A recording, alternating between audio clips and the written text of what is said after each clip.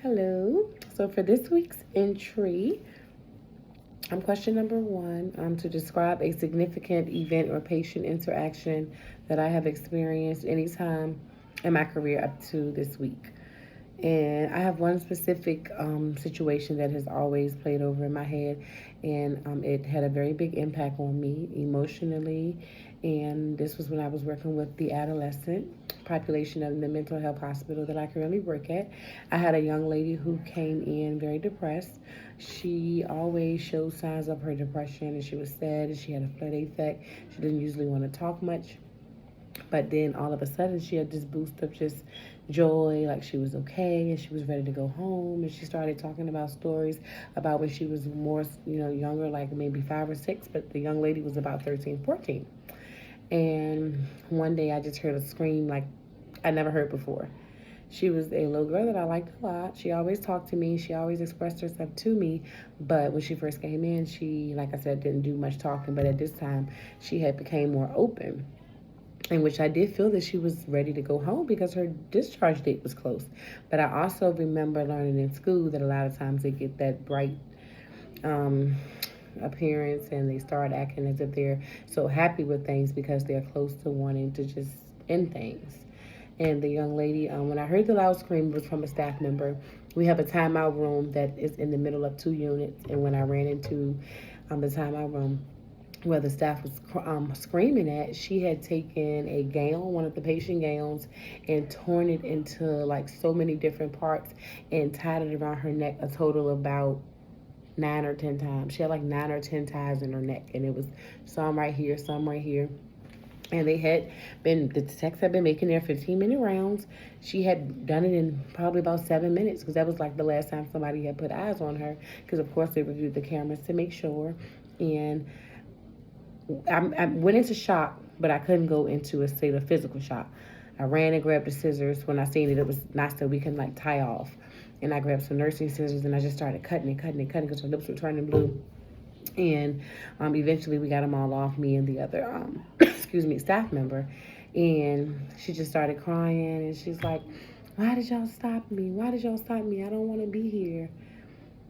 I had to be very professional and put on a strong poker face that emotionally tore me up.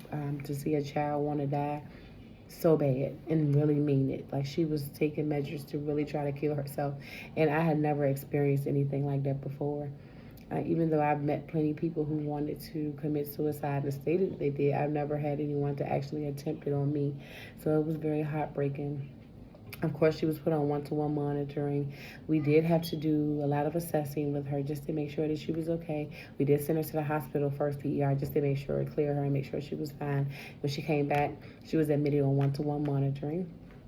And I just still continue to try to talk to her and process with her and just figure out exactly how did she get to the point where she felt like it was just the end and she didn't want any more chances in life. And all she could have talked about was the trauma she faced from her sexual abuse that she had dealt with from her father in the past, and how she, every time she closed her eyes, she would just see him on top of her.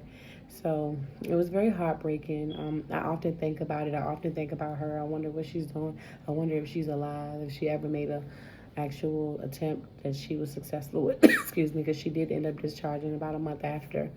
Um, the impact that it had on me in terms of increasing my understanding of the role of the PMHNP, I would say just to be very mindful of everything you notice different about a patient.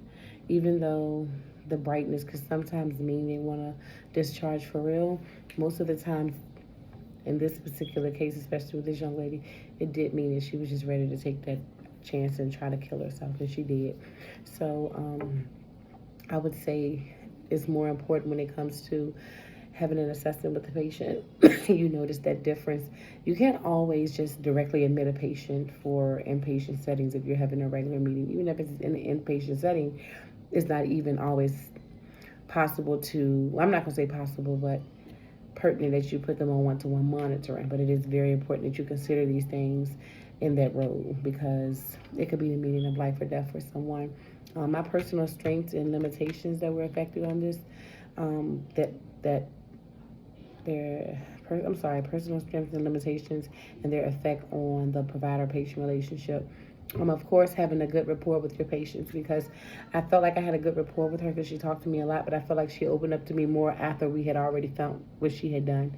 And I just wish that she would have opened up to me prior to doing it and let me know that she had thoughts of wanting to actually do this and that she really had a plan and was going to act on it. I do feel good that I felt that I did get through to her before she left. But like I said, I don't know where she is now. So hopefully she kept the information that she did gain from her psychotherapy and, her a lot of her group therapy that she did at the hospital, as well as a lot of what the talking that she did with the nurses and the staff. My discussion should reflect more specific. Like I said, I'll say it again, something that I learned from this specific situation and scenario is to be very mindful of everything a patient says, everything a patient does, not to overlook anything, and to always take initiative and act on things if you feel that is pertinent. Because even if it is something that puts them on closer monitoring, if you're going to save their life and it's going to be the meaning of them having a life, it doesn't even matter about them getting upset about what you're doing, because if you're doing what you're doing for the right reason, that is not going to bother you, making the patient upset, because you just want the patient to be safe. And that's about it. Thank you.